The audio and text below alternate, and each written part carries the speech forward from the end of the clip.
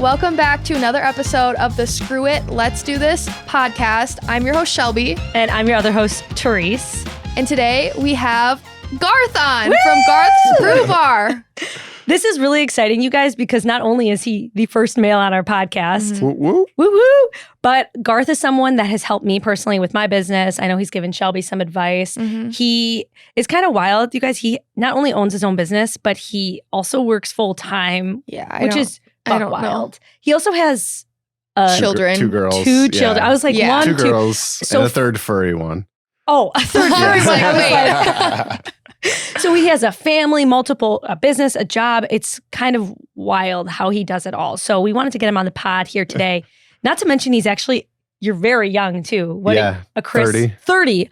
That's so a crisp 30. A crisp 30. Wow. It's pretty fresh. It is very. I'm still on like the front nine of the golf course. I had no Yeah. idea how old you were.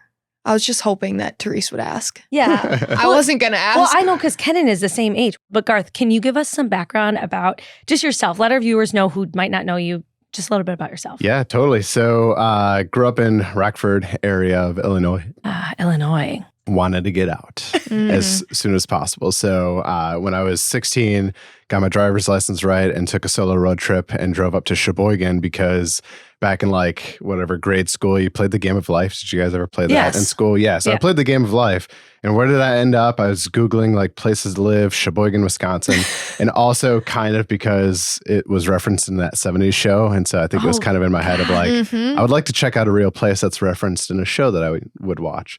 Whatever, turned 16, drove up there, drove through Madison, and just like fell in love with the city. Did not even get out of my vehicle, and also drove down the wrong way on a one-way in always. Madison. Classic, right? Classic. Every parent, every person that drives through Madison, you got to do it once. Yeah. And then like just fell in love with Madison. So it was just from there, hey, when I turn 18, I'm going to move. How was Sheboygan? Sheboygan was great. It was great. It was like not much there, like a meat shop at the time. Yeah. And Three Sheeps Brewing Company. I wasn't even really into beer. Obviously, I was 16. So that wasn't attractive to me, but the beach was there. And so I did get out, walked along the beach, just hung out by the water a bit, and then drove back. Fell in love with Madison on that trip. Decided that was where I was going to go. Turns out there's a cool school in Madison. Had no clue. Again, 16 years old. Put it into perspective, right? Like I'm not thinking about college or where I'm going to go or anything like that. But turns out, hey, Madison has a cool school. And my then girlfriend, we moved up here together, took a year off, worked for the state of Wisconsin, ran a grant program, which was pretty cool because all the other people in my office, they were running other programs, but the phone calls they had to make was about getting payment back for things, loan programs for And you school. got to give people and money. I got to give. So it was like millions and millions and millions of dollars given to students to go to college. So it was it was a great feel-good moment, right? Not like the most lively of work, but I get to go home every day being like, this is awesome. This is actually going to help somebody. And then fast forward from there, school, journalism, strategic communications, knew I wanted to go into marketing.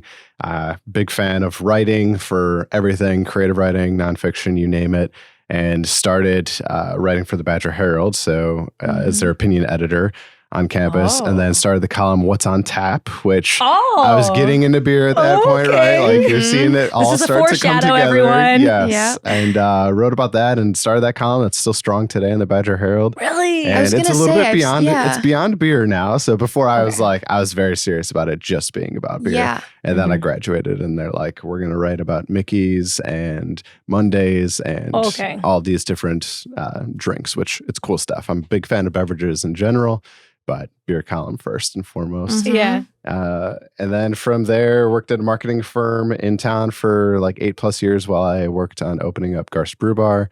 And fast forward a little bit more, GBB has been open for 3 years. GBB. Yeah, Garth's GBB. Brew Bar. Yep. Wow. And I don't know, then talk to you guys. You're like, hey, we do this podcast. I'm like, I saw. And here we are. So you said you worked for 8 years at this marketing firm. Yeah. Is that where you still are No. today? No. Nope. Left there. Basically got burned out.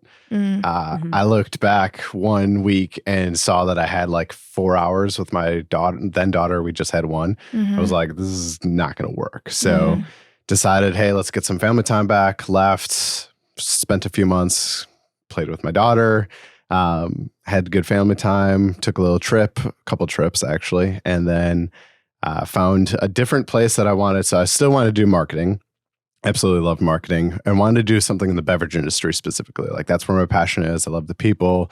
I love the community. I love the impact Can we it has. dig into that? Yeah, like, for sure. Where is your passion for beer? Like cool, this is cool, local, hip beer. Where did that come from? Writing, honestly. So I was writing about these breweries and beer production owners and just fell in love with their stories. I mean, none of them, there was not a single interview that I did that was like, yeah, I'm doing this for me and I'm making what I want to make and everybody's just going to deal with it. Like that was not the narrative of any of it. It was all, hey, I'm employing my two uncles and their kids and giving back to the community, and we're becoming this like event space for other folks in the area. And they just like have all these reasons of what they're doing is actually benefiting more than just themselves. And I was like, holy crap, you're just like, you're making beer. Like at the end of the day, that's all that you're doing, but it's not all you're doing. Like that's what people see, but they don't, unless you're having conversations with them or showing up often, you don't really see that full impact that they have. So it was kind of a passion for that of like, okay, these people are amazing. Writing about them, also amazing. But like, think about the publications you guys read. You probably read stuff that you already know or are already interested in. And that doesn't help those people thrive more. Yeah. It helps you build loyalty. Like it's not a bad thing, right? It just doesn't help them grow necessarily. So I want to do something that was beyond just writing about these breweries because it's all just the people that already know them. They feel supported and whatnot. Cool. And I still write about the breweries as well for Madison Magazine. Yeah. Oh, really? I'm their Beer Beat columnist. So a couple articles a year for the locals, local folks, and then a couple online publications for national side of things. It was like very obvious I wanted to do something more for them than that. And then I was, this is not your question at all. I'm going on a tangent. I love it. I was traveling through Budapest with a buddy of mine and went to a beer bar called Hops. And, it's like, it's so corny. This is straight out of a movie of like, we thought of an idea while we were drinking beer and having a good time. Yeah. And like that legit is what happened. Like we were there. The owner was there. We talked to him. He was so cool. They had so many beers on tap, but you would ask him about them and he wouldn't just say like, here's an IPA, here's a Czech lager, da, da, da, da, da. He would tell you about the brewery or the owner of it or the brewmaster of it. Like he had some connection to everything that you would ask him. Wow. And then he had a bunch of like different spaces in the bar as well. Like a couple community spaces, a couple private spaces. I'm like, this is just awesome. This is like, no matter what you're coming in with, there's a spot for you. Like if you're trying to do a business thing, there's a spot for you. If you just need to chill and relax and get out and escape, there's a spot for you. So that was your inspiration. That was the inspiration for opening up a beer bar in Madison. It was like, I knew I wanted to help breweries thrive. I just didn't know how beyond writing about them. And then went to Hops. I was like, I've got to bring this home. Yeah. When was that? When did you travel and get that? 6 or 7 years ago. Wow. Okay. Yeah. And when did Garth's open? 2020? 3 years ago. Yeah. 2020. December of 2019. Oh, okay. We're going to have to get into that. Well, I want to set the scene for people that aren't in Madison and haven't been to Garth's yet. So your brew bar is a very bright place. Okay, so hip. It's very hip. I was going to say, like, sometimes when people think of bars in Wisconsin, you think of the hole in the wall, dingy dive place. bar. Totally, yeah. But Garth's is like super light, bright vibe, green, like greeny wall. There's like a greenery wall, right? Yeah. And you guys have a ton of really cool hip beers, only beer, no wine, no. We do seltzer, cider, kombucha, some of those things. City of Madison, the liquor license that we have is just beer and those products. So we legally can't do wine or hard liquor right now. Got it. And probably don't need to, honestly. Yeah. Like it feels good where we're at. Yeah, I love that. And then you guys also have really cool seating. So there's booths, there's tables. It's a great place for events. Yeah. Like it's just and you guys have a ton of games. You're right on a main street, Monroe Street. Totally. Which is a cool place to just pop by. I mean, it's next to a Trader Joe's. So if you know, you know. Oh yeah, for sure. Did you design it? Yeah. So had a lot of time on Pinterest. Yeah. You did? You personally? For sure. Oh. For sure. Yes. Pinterest it, worked with an architect, and honestly, like, so I didn't build this bar for me. It's got my name on it, but it's not built for me. I surveyed about 250 different craft beer geeks in the Madison area You're and organized. asked them like every question under the sun. This was not your like college 2-minute survey, beg people to fill it out thing. This was like a 30+ minute survey that asked everything from like, what do you like? What do you don't like? How much would you spend? Da, da, da, da, da. Like I checked all the boxes of demographics. Let's ensure this business model is going to work. But then there was a slew of questions that was like, how do you want this bar built for you? Basically, like in your dream place, what would it have? If you were to design the bar yourself, how would you design it? What's the thing that you hate the most about bars you've been to? And then I just took all of that and then like plugged it in and made it happen. So I'm not sure I'm smart, but I'm not sure I'm so smart. I would have thought about like the noise reduction element of a bar. So we've all been to bars where we've had to like yell at one another, even though it's like, it feels like an open space and you shouldn't have to, but it's the sound waves are just echoing on that whole space because there's either like really hard wood or concrete or no sound absorption elements. And so if you feel the tables, this is pretty geeky. Okay. If anybody's like listening, go to Garth's Brew Bar, you feel under the tables, it's just sticky felt because sound bounces off the ground and gets absorbed in the felt. Yeah. So it'd be like here, under here before it would get to us. So like the sound, you can't prevent the sound, but you could reduce it and kind of like choreograph where you want it to go. I mean, I've done cake decorating classes there, and like the whole place is filled with people, and I have my 2 different tables, but everyone can hear me. I haven't had a problem. And then I go to other, like I've gone to coffee shops or other things where I have to yell and people can't hear me still, and I have to go around. Oh yeah. So I didn't even. Yeah. Soft wood as well. Like if you're going to have any wood, like wood is pretty absorptive of sound as well if you do soft. But like you put lacquer and all that stuff on it, you start to seal it up, then what do you expect? Like sound then bounces off of it instead of absorbing into it. So you wanted a place that people could actually conversate. Yeah, for sure. Yeah, I mean, I can definitely. But they wanted the just people. a nitpick there. Like they wanted that. Yeah, of course I wanted it too. But like they just told me what they wanted and I built it. And who's the they again? Who did you say you surveyed? 250 craft beer geeks in the Madison area. So I hit up like every like Madison Homebrewers and Tasters Guild, different Facebook beer groups. Did you pay them to take the survey? Groups. No, they just are. They're in it. Yeah. So are those people kind of like your main customer base, do you think? For that sure. come back? Yeah. Because they're like, I built this. No, I need to survey my customers. What do they want next? Yeah. What do you guys want? You got to go after like the people who give a damn. That's like what that's who this is for. That's who it's by. Just people who care. And I've done a bunch of marketing for nonprofits, and nonprofit basically needs to decide, are they going to be a nonprofit that they get one person to give them $10,000 or they need 10,000 people to give them $1. And I'm much more in the mindset of let's get one person to do $10,000. So like for a beer bar, I don't need thousands of people coming in and buying one beer. I need hundreds of people coming in buying 2 or 3 beers. And those people that are going to be more frequent, like they care, they want to give their input. Because they're establishing like a routine for themselves and a third home, basically. Wow. Yeah. For my business, I do less customers, but larger sales.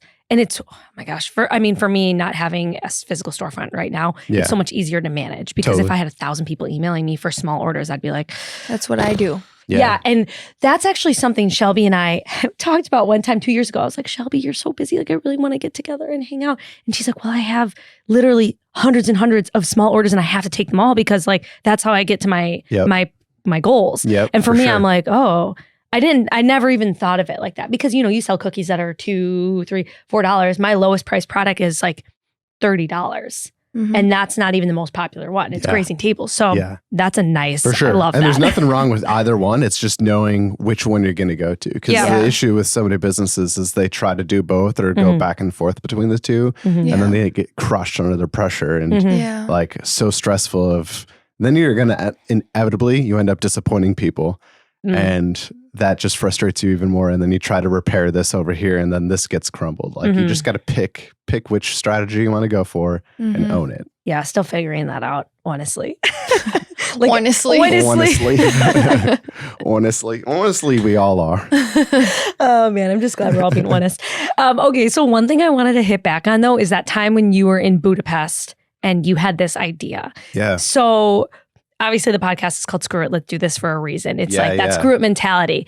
It sounded like in that moment, you're like, yeah, we're going to do it. We're going to do it. But you are also, I mean, you very carefully planned it out. You're not, you don't sound very flippant. Yeah. But did you have any screw it, let's do this moments throughout this? It's both, right? Like, it's almost like you put on a little guise. Like all of it was a screw it, let's do this moment. Every day it was for sure a challenge of like, should I really do this? Like there was probably like 3.5 years of building this thing that I could have pulled the plug any of those days. And every day I had to wake up and be like, am I waking up doing this or am I waking up considering not doing it? Oh gosh, I feel tough, that. right? I feel like, so it is, you know, people don't see the screw it, let's do this attitude. They just see it getting done and doing all of the work. But like, it was scary. And even putting out the survey and not knowing if 250 craft beer people were going to fill it out for nothing, and that it was going to be actual people and not just like my uncle who is, you know, a state over that's never going to visit. And even if he did, would say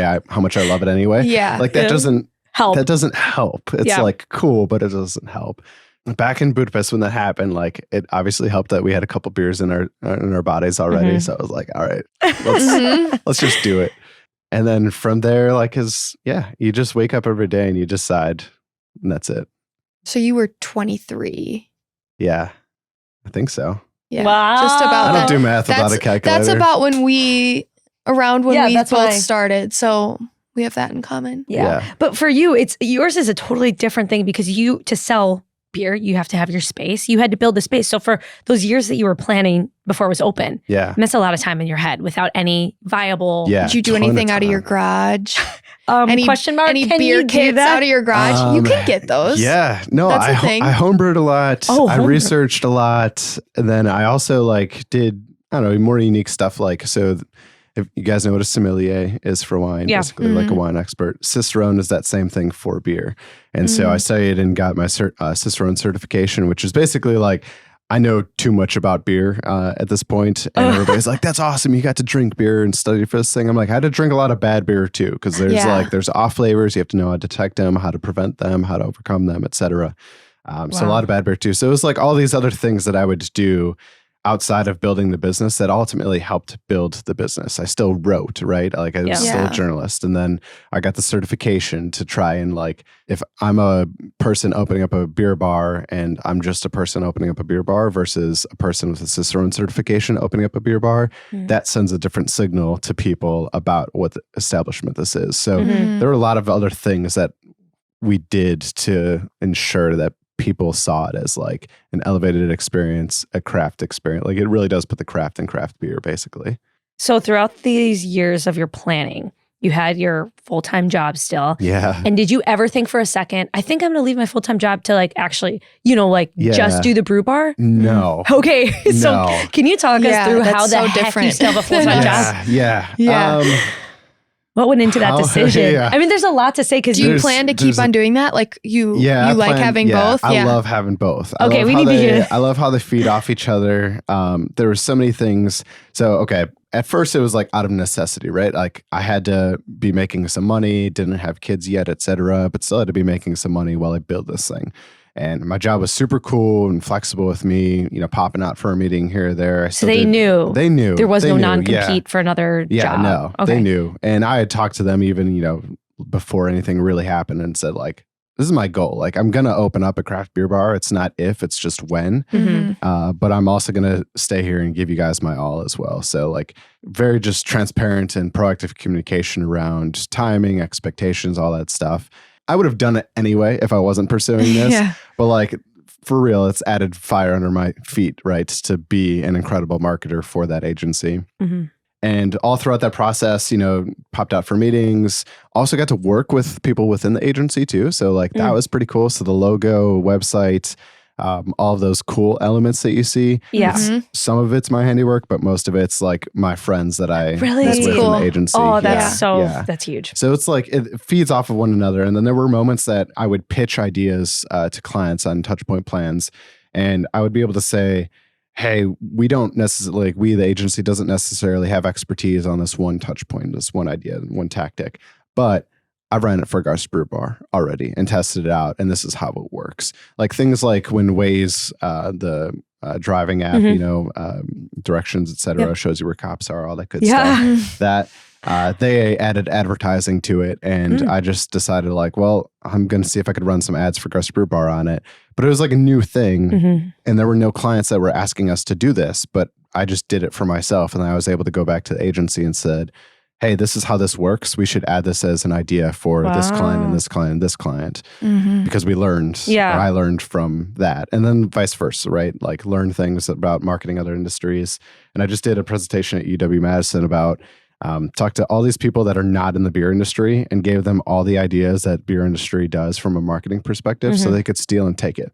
Like we are all in our own worlds so much that we see everything other people do, competitors or colleagues, etc. But if we like look outside of our industry, it's amazing what you'll discover and can leverage for yourself. I know nothing outside of my I am just so deep into charcuterie. So like legit charcuterie all day long, but go to Barnes & Noble or something, go to the magazine rack and go to an industry that you've never like touched and just look at one magazine from front to back and you'll be like, that's an idea. I could spin this. I could take this. It's all about the attitude, right? Like you guys look at everything all day and think, what can I take from this? What can I learn from this? Which is a good attitude to have, but like look one industry over and it will be incredible. Wow. I'm going to Barnes & Noble today. Well, you're already at Barnes & Noble a lot. I go there a lot. I work out of there a lot.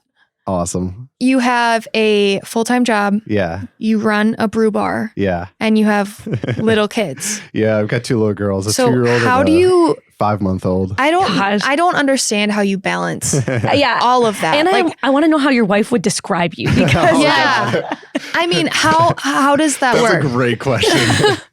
I know. I want to know, like, what the heck does she think of all this? Yeah. What do your kids think? And like, what do you think? Yeah. How do you feel like you balance this? Totally. My wife would say I'm crazy. That's for sure. I would say I had a mentor early on that I would ask this question to about like work-life balance. And she was like, it's not a work-life balance. It's a work-life blend. Figure harmony. Out how to exactly harmony, like figure out how to make them work for one another. It's not this versus that. It's like there shouldn't be tension between the two. You should be able to be flexible and fluid between the both of them. Like if it is work-life balance, you might then make decisions like, let me not bring my daughters to work because that's work.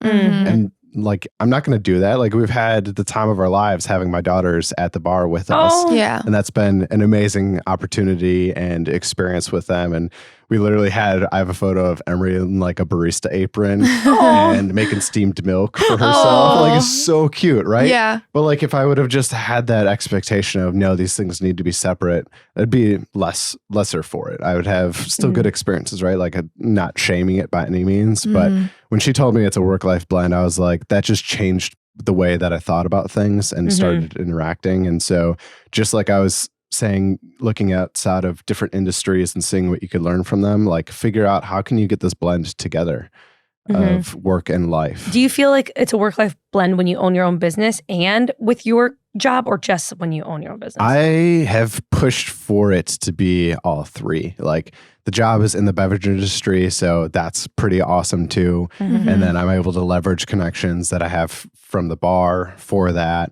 And then we were just talking about work trips. Like one of the work trips, we're going to bring the kids with us as well and make a little extended stay out of it. So it's just like, it's work to get them feeding off of one another, but like so much better than the alternative, trying to struggle to keep like lines divided and et cetera. Well, when I was at my last corporate job, they would always say, I was always striving for a work-life balance, which I found was impossible at my last job specifically. And then they're like, oh, it's a work-life blend. So like Sunday night when you're like, winding down for the week or like getting ready for the week, just pull up your laptop and do some emails. And I'm like, ugh. But like when you're watching your nightly show, do some emails. I'm like, ugh. But now with owning my own business, I feel like it constantly crosses over. And I feel that instead of like trying to fight the hard, like, this is work, this is personal life, doing both. So like, for example, Kenan always comes to do dishes with me. And that's like where we'll hang out and then I'll take him out to dinner, because that's how I pay him is taking him out to dinner. There's some boundaries you got to establish, right? Of like, Bree and I decided early on, even before kids, like dinner time is our time. That's when we're together and we're just like present with one another. And as long as you're proactively communicating and setting those up and owning to them and not that we have dinner together every single night forever. Like every now and then there's a kid thing that we've got to go do instead of having dinner together. But like, as long as you set that thing and then you try to own it as much as possible and stick to it, then things are good. What a lot of people struggle with is like, they don't establish anything and don't work toward anything and just say to themselves like, oh, when it happens, it'll happen. Or if I can make it work, I'll make it work. Like if I can make the time type of thing? Yeah, if I can make the time kind of thing. And that sounds familiar. yeah. But I do love that language of like making the time though, because that was another thing I struggled with earlier on of people telling me like, I don't have the time. I'm like, we all have the same amount of time. You're just not prioritizing. And I try not to, even at like, I use this at work more than other places, but people will say like, hey, why isn't this done? I'll be like, I haven't made the time for it. You will never catch me saying I don't have the time. I haven't made the time for it. And I'll try to like talk through a deadline or something like that. But that's all it is, right? Like the recurring conversation so far has been, have you talked about it? And have you set expectations? And you do that with like family, if you do that with work, if you do that with other work or the third work or your dog or whatever, like as long as you do those two things, that's why it seems to be so easy. But like that was hard work to begin with. I've got it down now because I've been working on it for like the last 8 years, basically. Yeah, you're a machine. In my mind, you're a machine. I try. I see that. Okay, but I'm curious. So we're talking a lot about like what's happening now in your life. Yeah. You're a machine now. Yeah. Looking back to your childhood, like your high school time, were you always like this? Were you just like in your classes, college? And everything before. Where was this? You kind of got to go even further back than that. So like, I did not have the lemonade stand. I was not that child. Yeah. But I did have a lot of Beanie Babies, and I would trade and barter and sell them in the neighborhood and like raise money that way. And then my dad and I worked at like we had our own vending machine business. He kind of started it. And I was like, I kind of like let me help out, and then it was a bonding thing for us too of like let's go, and also candy. Like I was a freaking kid. It was amazing. Like I ate so many Mike and Ikes in my life as a child. But yeah, an entrepreneurial spirit was kind of always there. And then I just knew I wanted to do something for myself at some point too. What was your question? Were you always a machine? Was always a machine. Yeah. Okay. Yeah. Like, were you like, Dad, we have to get up. We have to go sell candy. Ooh. No, it was, I wanted to make the most of my time all of the time. So I guess in that way, I was a machine in that way. I think over time it has like, I've had to form it into more of like a schedule and be conscious of time and stuff like that. But even back then it wasn't, and don't get me wrong, like I played my fair share of video games, like hundreds and hundreds of hours of video games. No, I've done so many like cool and dumb stuff and like pointless, wasteless time stuff. Yeah, as we all have. Yeah, for sure. And but you like to make the most out of everything. And I mean, did you feel like as a kid it was like make the most out of your fun, and now it's like make the most out of your business and life? No, even it was everything. Like I loved being with people, and I don't know, I got exposed to folks like Zig Ziglar really early on. He talks a lot about like entrepreneurship and sales and stuff like that. Why does that name sound familiar? I was just thinking that. You've probably like heard him referenced in some capacity. What does he own? He has passed away now. But he and his kids basically started, I don't know, maybe zigziglar.com or something like that. He's written a bunch of books. He has just given a bunch of like motivational talks. I don't know. I think my dad had like a book, Rich Dad, Poor Dad. That's him. Different guy. That's guy. You're really taking us for a turn. I keep up. Left turn. That is actually Guy, not the guy. His name is Guy. Okay. Who wrote that, Rich Dad, Poor Dad. And then, so I read that and I was like, this is kind of cool. Like I like the attitude, I like the positivity. And so I started just reading other books and listening to then CDs of different public speakers, Brian Tracy being another one, and Zig Ziglar. And one of the things that stuck with me that he had said, it was like, you could have everything in life you want if you help enough other people get what they want. And that was just like, hell yeah, that was my MO. That's like, ever since then. I feel that. You've helped me so much. And I'm like, why? Yeah, why are you so nice to me? That's it. And so I learned really, really early on selflessness just isn't cool. Like selfishness. Yeah. Edit that. Selfishness is not cool. Selflessness, super cool. Because you enjoy it so much. Like when we're on the phone talking, like I get joy out of that. Hearing us cry. Panic. Yeah. What do I do?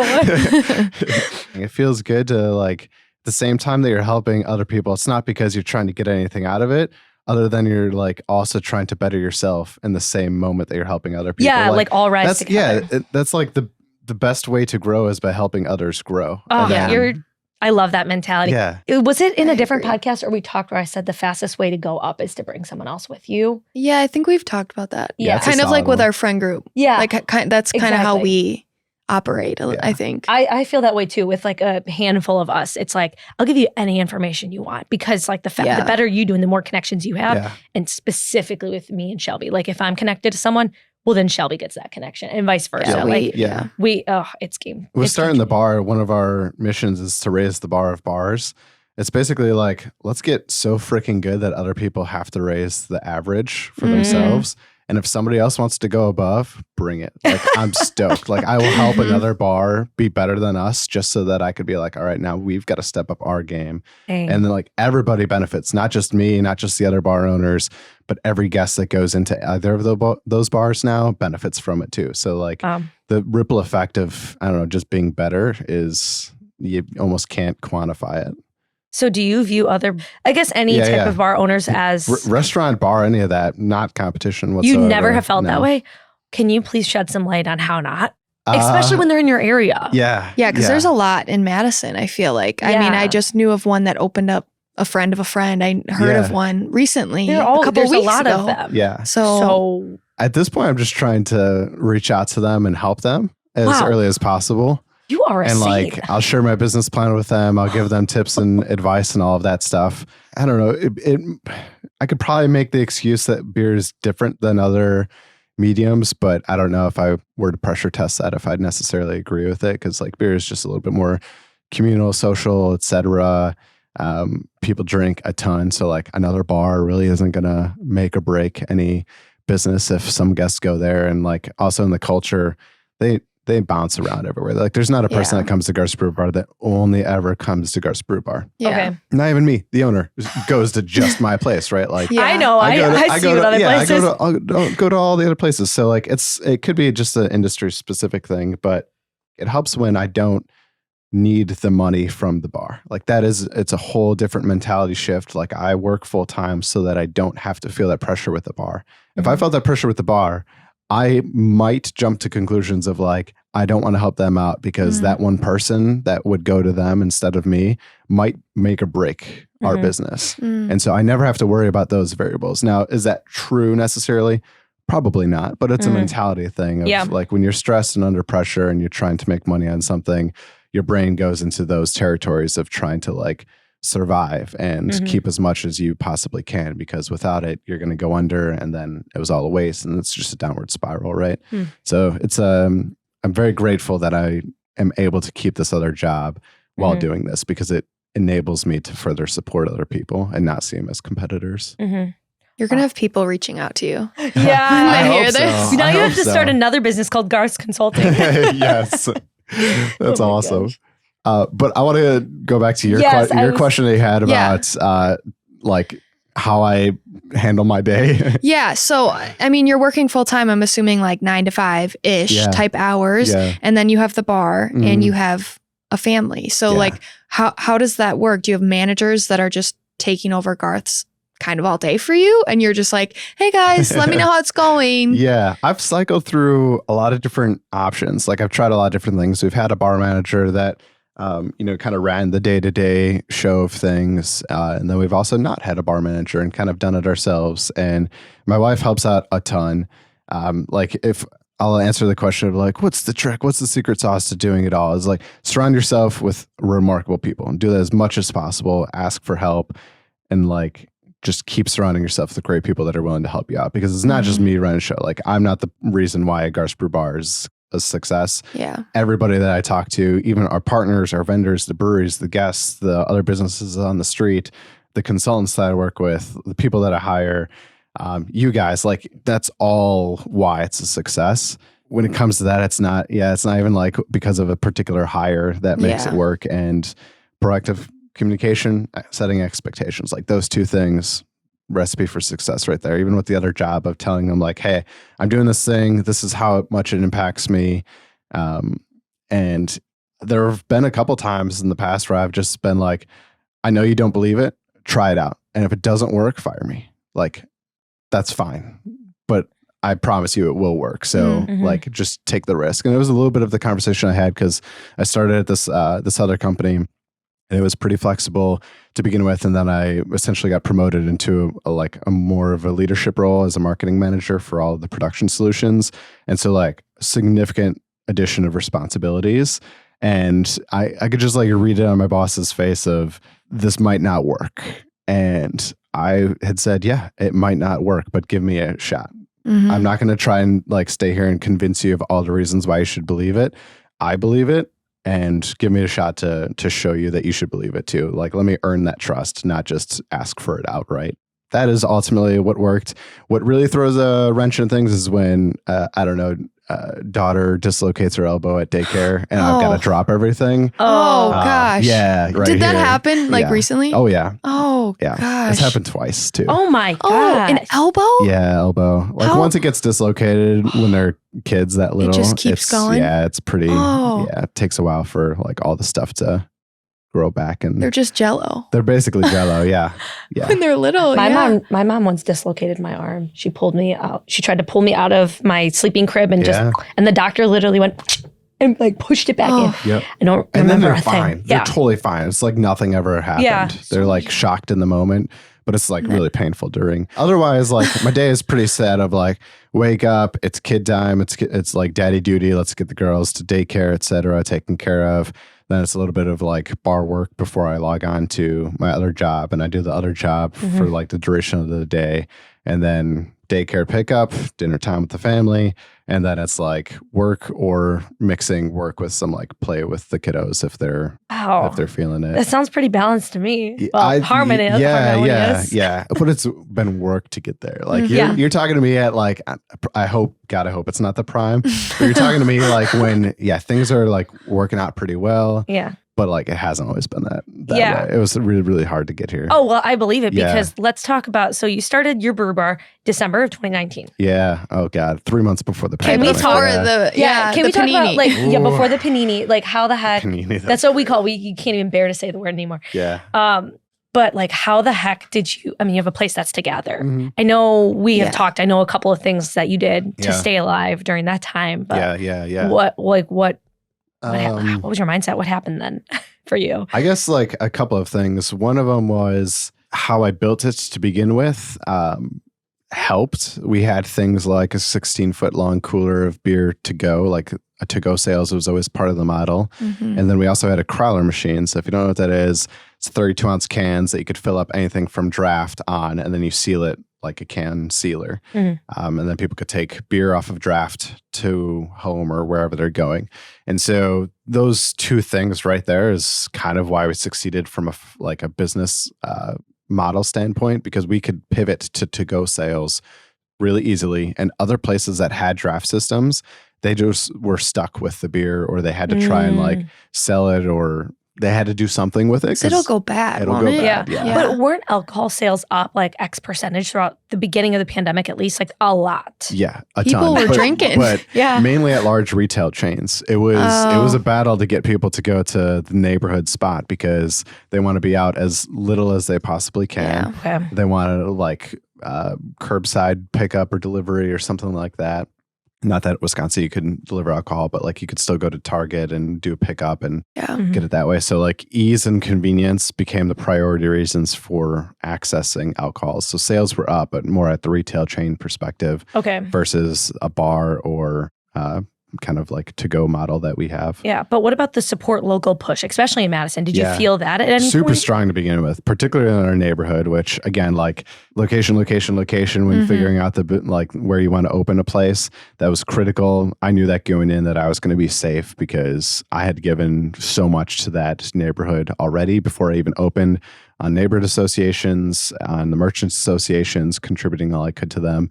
And so it was like, made a ton of connections with them. And again, 3 months, we were open 3 months. So when people are like, God, I can't believe that the pandemic hit, I was like, I was grateful for 3 months. 3 months of people coming in, falling in love, understanding our mission, us being able to give the best experience we could to them, that gave them reason to support us throughout. So it was a strong push at the beginning, but that pandemic lasted a long time. Yeah. And so that like, it's a long time. That started like going down a little bit less. It's not necessarily like, it's not even their fault, right? Like it's not because they cared less. It was because they just cared extra at the beginning. Yeah. And then went back to normal. So it was for sure challenging. And then I'll throw a shout out to the landlord. Like that's the other thing. So it's not, when people say location, yes, vicinity. But if you're like leasing a place, your landlord is going to be the thing that could potentially make or break you. I had another number of restaurant owner friends that got screwed over because the landlords were like, I don't care if it's the pandemic, you're paying your rent, or we're following through with the lease agreements of repercussions for doing so. Whereas our landlord was like, how do we work together on this? Like, how do you want to help? How do we talk or renegotiate, et cetera, et cetera? So they were remarkable. If it weren't for them and it weren't for the business model and the neighborhood and like all the other things that go into opening a business, it would have flopped. But we did all of that work in advance and surrounded ourselves with good people. Wow. You have such a positive mindset in general. I just need to know, what's your personality type? Do you know it? No. Oh man, I'm just going to guess. I think it's an ENTJ. ENTJ? I don't understand those. I don't even know what I am. I've taken too many, like previous jobs. We've done a bunch and now I've lost track. And I've also like, I don't know, I think the last time I took it was maybe 6 years ago. Oh, inaccurate. I've got to be different. Totally, yeah. You've had a couple kids in between there, so your personality has to. I mean, even my personality, I used to love taking the Myers-Briggs like once a year. And I remember at one point I was 99% extrovert. And then I went through a breakup and I dropped to 45. I know. Yeah. I know. I think I would Those life events. I know, exactly. I'd say I'm back to like a 75 and stay steady. That's cool. Garth, I want to talk about something that's near and dear to my heart. Yeah. AMA. Okay. For sure. So for those who are listening, AMA is American Marketing Association. That was something that changed my life in college and something I got involved with even in high school from a different organization called DECA. Those are literally the reasons why I feel like I got into business in high school. So I did DECA competitions, doing sales competitions, and then AMA. I got into it my junior year and I was mostly interested because I would do sales competitions and win money. Yeah. And so I was like, I love this. For sure. But I was not a marketing major, but I loved marketing and sales. And that's what American Marketing Association is in college. Now you're still involved outside. This is like AMA in the wild, AMA Madison. Yeah. Can you talk to us about that? What's your involvement? What it's like? What do you think? Yeah. Back in college, I wanted to do something outside of college. Like I had aspirations to go bigger, do more, and work with people. Like college was still not everybody that was part of like the ad club or the marketing association clubs in college are there to like make connections. No, they're there to have fun. They're there to go out to win money. And maybe to like put it on their resume that they were involved in this thing. Yeah. And I was like, cool. So I did that. I still hung out with them, contributed, whatever, all that good stuff. But I wanted to like, I wanted a bigger community. And so I was like, all right, let's go a level up, go from college to city. And so started just connecting and working with, there were like 3 marketing associations at the time, AMA Madison being one of them. And then social media breakfasts contributed to them as well. And I was a lot of like the event coordination manager for that. And that was super exciting because it was like, I want to be the one to reach out to people to come talk because then I've got a connection with them, right? Like this is, I love talking about that. being selfless, but like there's a little selfishness in there too of getting that connection. And so started running that. I never like wanted to do the full president or VP or any of that stuff, just like event coordination and then just being a participant in things. And wanting to learn as much as I could and give as much as I could to others in there. And it felt like I had so many marketing professionals help me that it was a great platform to like then help other people. Because you're not just like, I'm not going around like, do you want help on marketing? Do you want to learn to be a better marketer? I was just in a space that those people gravitated to. And then I can make connections and learn from them. They could learn from me, et cetera. So it's just kind of built up from there. And then did the bar, worked a job, did other fun stuff too outside of the industry, and was like, well, now I have this bar and we have a space. So I reached out to him like, if you ever want to host anything here, like I'm totally down. And because I've worked in marketing in Madison the last 10 plus years, I have other connections in the marketing realm that'll come and support it and hopefully make it a bigger thing. Because like you guys get the power of connections. When there's more people, there's just more value overall for those that attend. And it kind of feeds the beast itself. And so that's kind of where we're at now, of just offering that space and trying to do whatever I can to help that group, that community. So what does that look like? That's AMAs in other cities, right? That's like all over nationwide, baby. That you can do. So what does it look like in Madison? How do you recommend to people if they're interested in joining anywhere? Yeah. Reach out to like anybody on the board. Reach out to Garth at Garth. Right. Like go to the website, see who's on the board, and just send an email to all of them, because they are all there not for themselves whatsoever. They're there to like help you and connect you with other people, especially if you're going to a new city. Yeah. Like that is probably like the first best thing you could do, is reach out to some of these associations and the board members specifically and tell them, hey, I'm new in town. How could I be involved? And they'll pop you where they need help, and then you'll experience everything else around it. Gosh, there's so many ways to get involved. I mean, like there's the marketing things you just mentioned. Yeah. I'm involved in the Chamber of Commerce. There's like multiple Chamber of Commerce. You're probably in one or three. Yeah. Because you've got the Verona, you've got Madison, you've got all these Middleton. other Yes, there's tons of that. And then, Shelby, you have your entrepreneurship group events, and there's just so many. So for anyone listening, if you're looking to get involved, a quick Google search, you'll just wherever you are. Yeah, there's so many opportunities. And there's so many niche ones too. So like if you have a particular passion, you're like, that stuff's too big for me. I'm not really into marketing, but like I love marketing and I love, I don't know, coffee. There's like marketing and coffee groups out there. Or like cars and I don't know, like name your passion. There's that together as well. So there's all these small ones. And like at my events, when people come and they come alone, I can tell that they're nervous. I can see who these people are, and I'll go up and talk to them. And at the end they say, this happened so many times at my last event. They're like, I almost didn't come because I was scared to come by myself, but like, I'm so happy I came. I'm going to come again. And so it's just like taking that step, and you might hate it, but most people, I think, in my experience, love it. Yeah. And they have a really good time. It's awesome that you recognize that too, because you can get caught up. You can dig them own. out. Yeah. Yeah.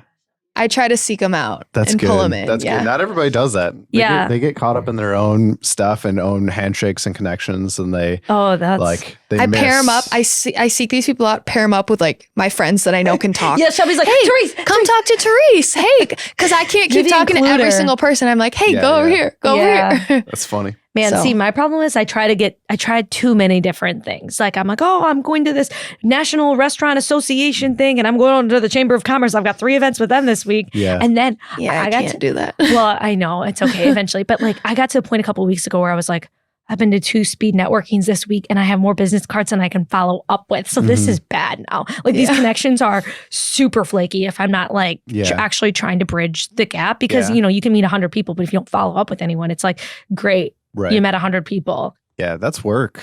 All those connections, like it's work. I know. To do follow up, to figure out like how you can mutually thrive off of one another. Yeah. And I tend to find the people I could see myself being friends with.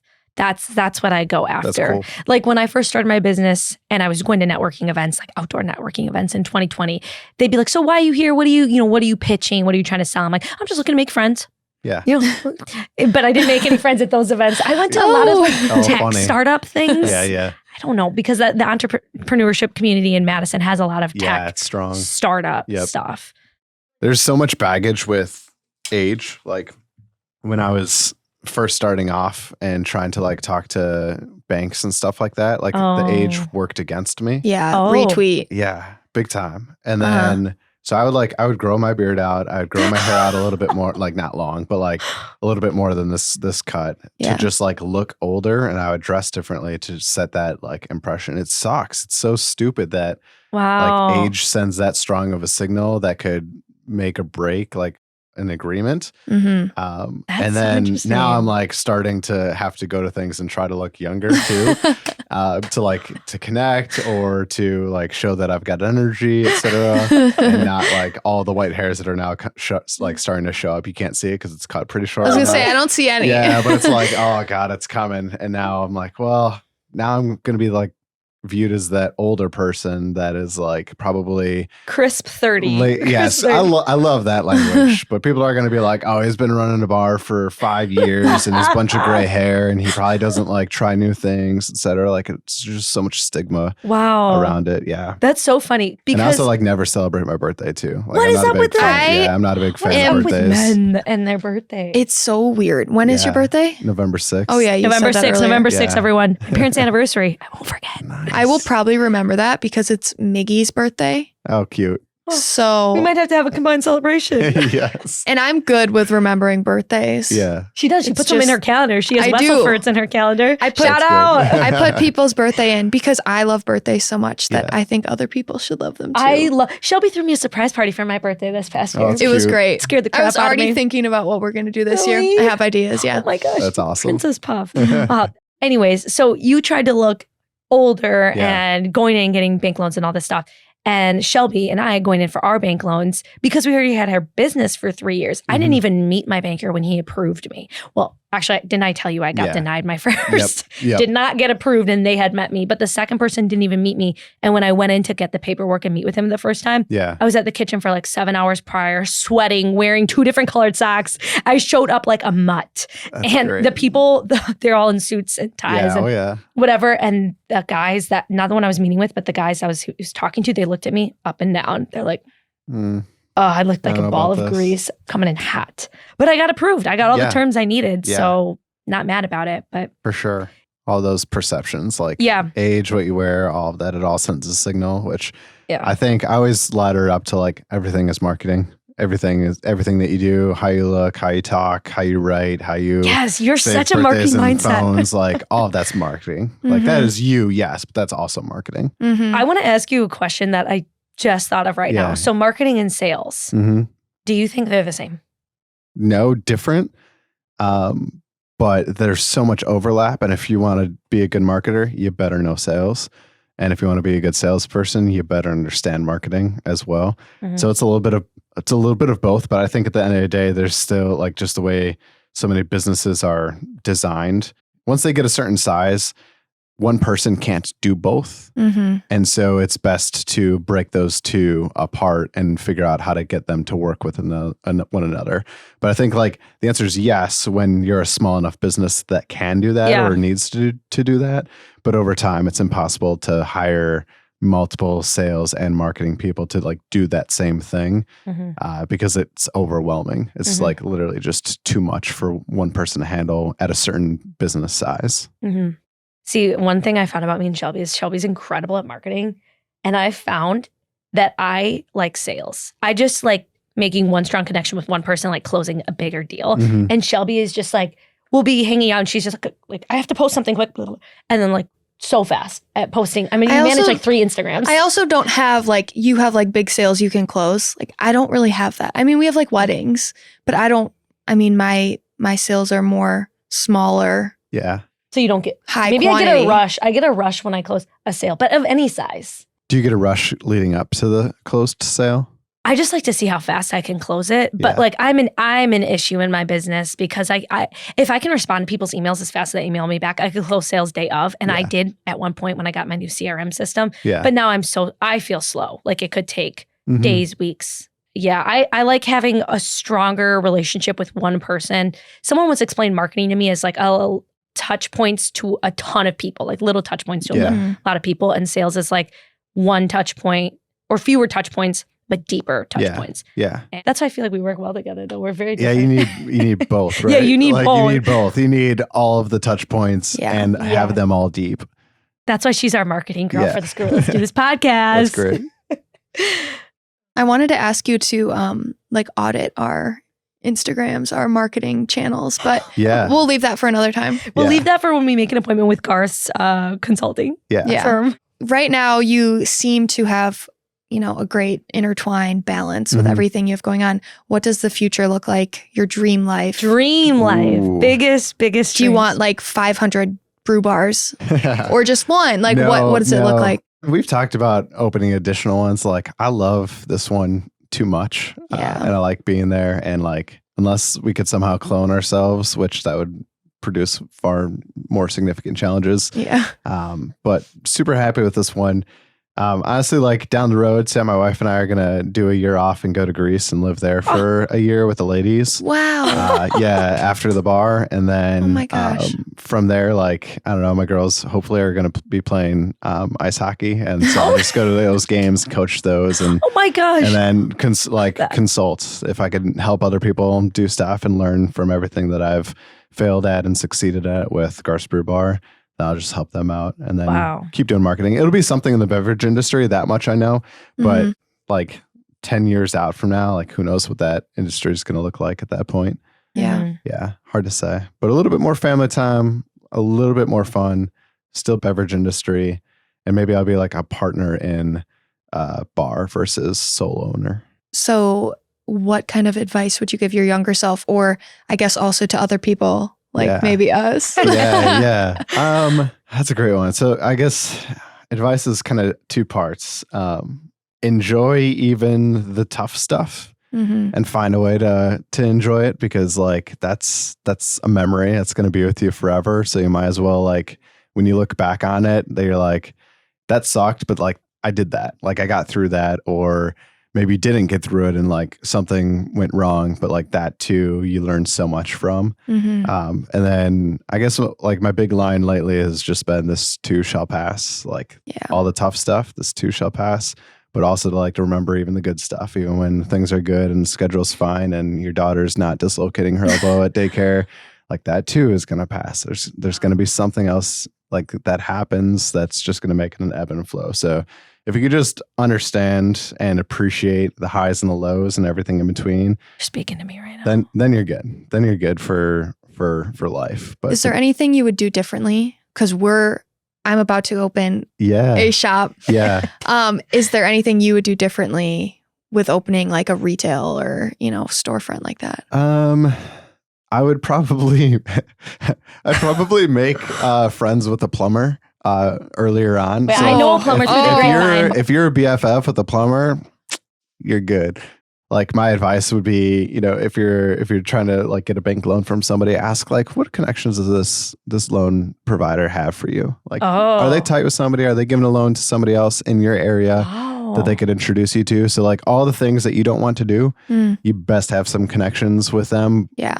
It will be better for you if you have them before you open versus trying to make them after. Unless you're okay with just spending a bunch of money and making calls for random people to. I'm not. Yeah. Yeah. Yeah. Oh, It's been a headache sometimes. The sprinklers, right? Sprinklers was one. Yeah. Yeah. They went off? When we were doing build out, somebody was installing the ceiling tile and hit one of the fire sprinklers, and 250 They're doing that gallons at of my place this week. water flew down, and flooring was just arriving that day, and it was supposed to be there that morning where that happened, but they were running late. And so we're like, keep it outside for now while we get this all cleaned up. And then, so our flooring was saved, but the walls were not. That's stress. Yeah. Thank you for sharing that. For sure. ending on a high note. But like that, so I'm smiling this whole time talking about it, because like, was that like a terrible phone call that I had with my contractor? Sure. But like I could look back and be like, that happened. That's fine. We're still here. It's funny now. It's kind of funny now. Yeah. If you look back and laugh at the bad stuff, you're in a sweet spot. Yeah. That means things must have turned out okay then. Right? And even if they're not, it will eventually. Yeah, that's a good mindset. Yeah. Well, Garth, thank you so much. I appreciate it. I have one final question for you. Yeah, hit me. Okay, I have never met anyone with the name Garth before. Yeah. Have you ever met someone with that name, and where did that name come from? It helps to own a bar with your name on it, because we have literally sold 3 shirts, and it's all been to Garths that have made a trip out. No, we've sold more merch than that. But it's funny when like that. I will always wonder if somebody's buying merch. I'm like, are you buying it because you either know somebody whose name is Garth or you are Garth? So I've met 3 Garths at Garth's Brew Bar since we opened. And parents just like the name. I asked them, I'm like, so Wayne's World came out the year I was born. not tied to it. So I thought like whatever the previews or whatnot is probably what like incepted them to name me that. Yeah. But not the case. And then Garth Brooks. Yeah. That's what I was thinking. Yeah, not the case as well. So it's one of those two when they meet me. They're like, oh, Garth, like Garth from Wayne's World or Garth from Garth Brooks. Yeah. So I've met 3 people since, and I'm sure I'll probably meet a few more. It's always funny getting a message from Garth. On, like, say, hopefully you get some. You get some Garths calling you. Do Garths just message you like, hey, I'm also Garth? I've had a couple of them just message me party on. Oh my gosh. That's like that trend a couple years back on Facebook where people would just find you a bunch of people with the same name as you, first and last, and be like, hey, Therese, and be like, hey, Therese. Yes. I think I got put like in a there was like once. a Therese party. Like some of them would actually organize like events. Like this is an Alex party. Like anybody with the name Alex, come hang out. That's actually a Garth one would be. That would fire. be me and 3 people. Real lit. Well, Garth, thank you so much. Thank you. I appreciate you having me on. Yeah, it's awesome. Of course. We're so happy that you were here today. So where can our viewers find you? What is coming up next that our viewers can support you in? Yeah, you could probably Google Garth. Aside from Garth Brooks's box set, his full collection, I'm like the 2nd or 3rd one that ranks up there. Oh my gosh, so that's an SEO. It's an SEO value. I don't have to work too hard at it. I just have to. My goal in life is to be better than the Garth Brooks box collection. If I could be more like notable than that, then maybe I've succeeded. So if everyone looks you up and clicks your link, will it bring it to the top?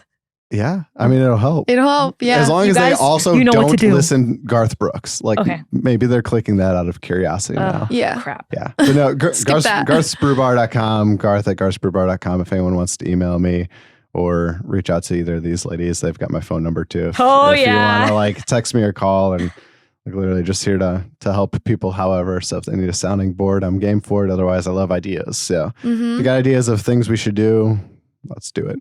Awesome. Because sweet. Screw it. Let's do this. And Shelby, where can everyone find this podcast? Yeah, where? You can find us at Screw It, Let's Do This on Instagram, TikTok, YouTube, Spotify, Apple, anywhere you listen to podcasts. And on Garth's Brew Bar newsletter next month. Yes! This is they'll be on there as well. Oh my gosh, amazing. And you guys catch us every Wednesday. We will be back for another episode. So thank you, everyone. Thanks. Bye. Cheers, y'all.